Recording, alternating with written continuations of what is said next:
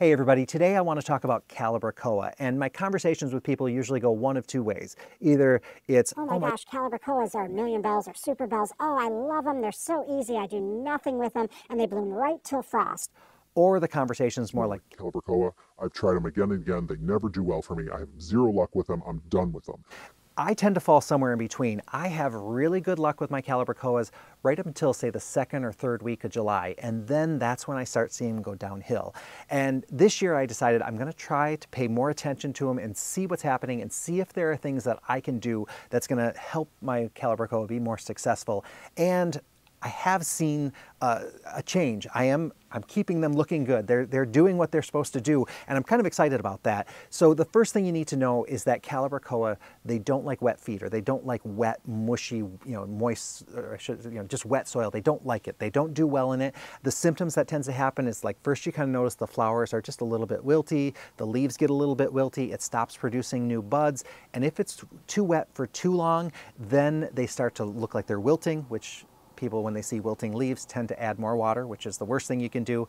And so if they don't get a chance to dry down at all, it does end up just killing the plant or getting it to the point where it's just barely alive. And so you have to be careful with calibrachoa that you're not keeping that soil too wet. So the kind of general advice that I've always given people is like, oh, let your calibrachoa dry down between waterings. And that has served me really well until the middle of July, and then I don't have any luck. And I think I may have kind of figured it out because I was looking at a lot of my calibrachoa that I planted in bigger containers with other plants, and in those I didn't let the soil dry down. I just kind of watered them and I kept them consistently moist, and the calibrachoa did so much better. And I think what was happening is when I just had my calibrachoa and I was letting them dry down between waterings, I think my timing just was off. I was letting them dry down either too long, or maybe I wasn't rehydrating them enough when I gave them the water later on. So I was able to manage that pretty well up until July. I think that's probably when the roots really had taken over the basket that they were in, and so things just kind of changed with the heat and that type of thing, and they just wouldn't make it for me. So what I recommend is keep that soil consistently moist, but also it's so much easier if they're in a bigger container.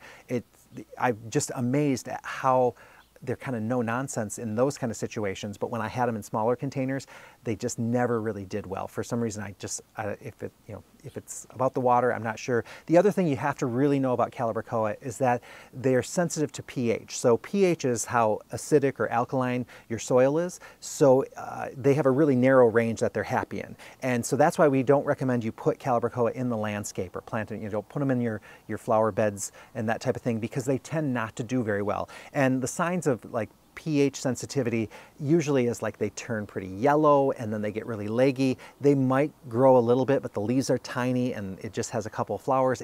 They're not attractive. You're not going to want those. And so we generally say just don't even try. Although some people I've seen have planted them in containers. So they put soil in a container with the plant in it, and then that's what they put in the ground. And what I've seen has looked pretty good. So that would be one way to maybe work around it. I've seen people do it, haven't tried it myself, but it seems to work. Just make sure that there is some drainage in there, because you don't want that water sitting in that container and basically causing the first problem. So basically with pH, what happens is when you're planting them in your regular containers, the potting soil that they're using has the right pH, and the calibrachoa is really happy in that. So in general, people have really good luck when they use a good potting soil.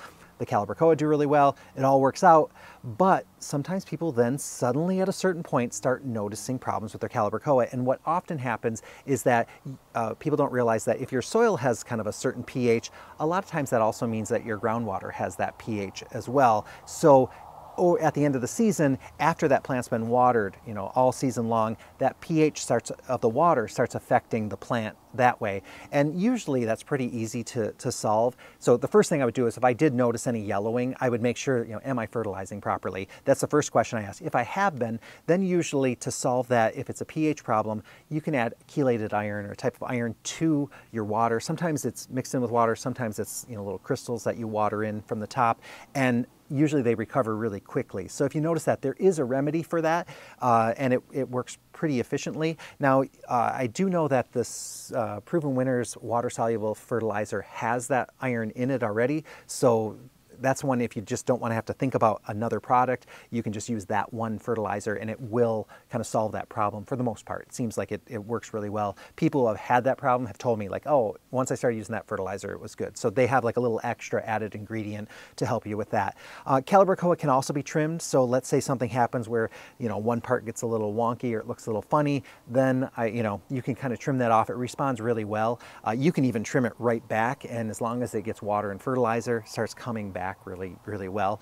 I do notice that as it gets warmer, I get a little bit less flowers on them than I do when it's cooler. So usually early in the spring, they're loaded with flowers, a little bit less. Other people have told me that those flowers sometimes really do get a good flush as the temperatures start getting lower. So I haven't had one live long enough for me to be able to confirm that, but you can see how this works. It's really quite nice. Now, one thing that I did notice when I put them in the bigger containers though, is that I had them with really vigorous plants, and so like my coleus would start shading out these plants. So what ends up happening is that the top part ends up not getting enough light, so then the calibrachoa starts really growing out here, and so it's all dead up here because it's not getting any light, and then all the actions happen down below.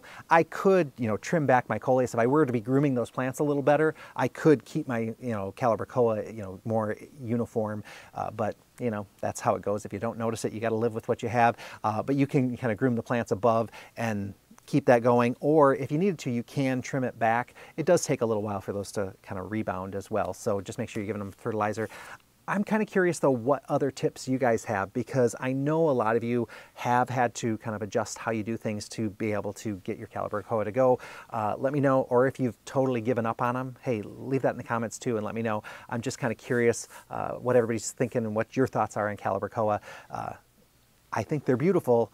I just wish I didn't have to think about them so much, but I think with the changes that I made, if these are kind of stick around all the way to the end of the season, I think I may have kind of cracked that nut. So thanks for watching, everybody, and hopefully you found this a little bit helpful. Good luck, and I'll see you in the next video.